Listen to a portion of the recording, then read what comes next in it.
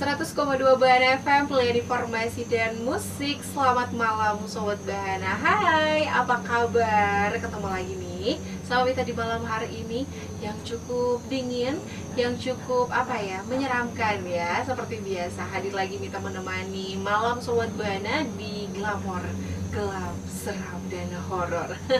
Emang lagi sendirian nih Mita ya, tapi nggak apa-apa. Sendirian kayak gini pastinya bakalan bikin lebih menyeramkan lagi. Apalagi bos buat Beni memang lagi sendirian, lagi nggak ada teman, nggak ada siapa-siapa di rumahnya, tiba-tiba langsung berdua atau ada yang nemenin, itu kayaknya serem banget. Jadi buat yang pengen ngirimin ceritanya, masih kita tungguin di 085355566767. Jadi bos buat Bena jangan lupa ya, minta tungguin banget SMS-nya sampai tengah malam nanti ya.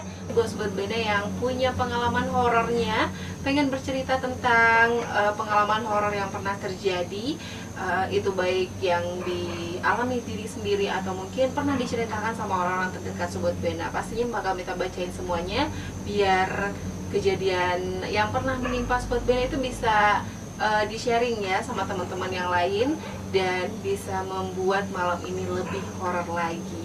Oke, selamat malam juga nih buat yang lagi stay tune, lagi dengerin Mita dari tadi, baru mau ngirim SMS, pokoknya ditungguin sampai jam 11 malam Sobat Bana, Mita tungguin.